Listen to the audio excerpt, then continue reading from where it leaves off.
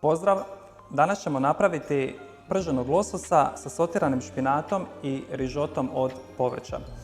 Obzirom da smo već namirnice sve oblikovali, možemo odmah započeti sa pripremom jela. Za rižoto nam treba povrće za koje smo odabrali mladi luk, mrkvu, papriku, patliđan i tikvicu. U tavu ćemo najprije usuti malo ulja na koji ćemo dodati sječeni mladi luk.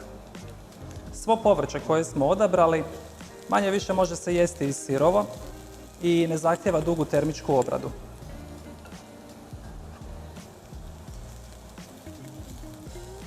Na luk ćemo dodati na sitne kockice sječenu mrkvu. Potom ćemo dodati na kockice sječenu crvenu papriku. Dodajemo patliđan.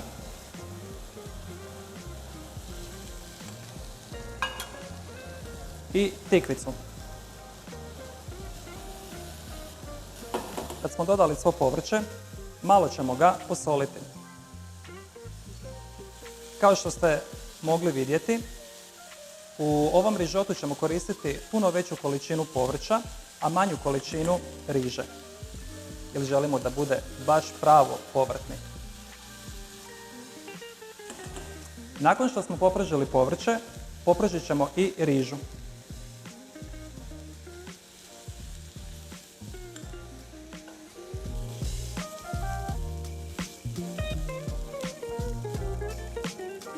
Nakon što smo kratko popržili rižu, dolit ćemo i malo vruće vode.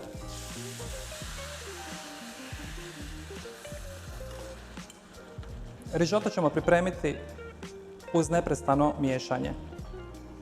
Ali, dok se rižoto bude pripremao, mi možemo nastaviti sa pripremom ribe.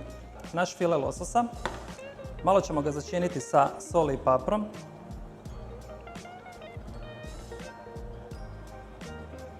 Zagrijat ćemo masnoću.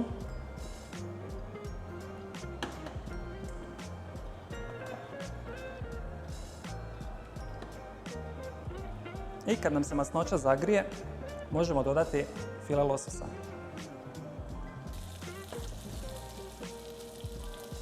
I evo, sad ćemo pripremiti ovaj naš drugi prilog, a to je sotirani špinat, koji ćemo pripremiti na način da ćemo na rastopljeni maslac dodati svježi špinat i pustit ćemo ga da uvene.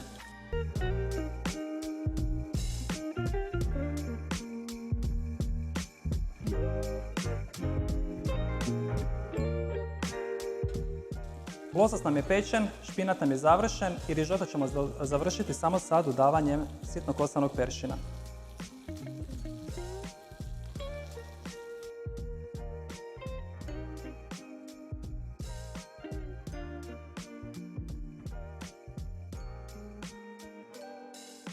I evo ga, nakon što smo stavili priloge, vrijeme je da stavimo i lososa.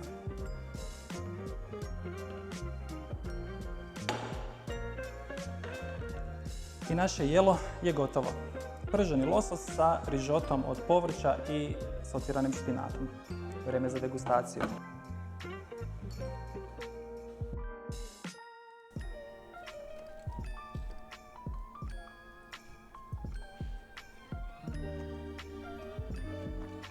Losos, savršena riba. U kombinaciji sa rižotom. Odlično.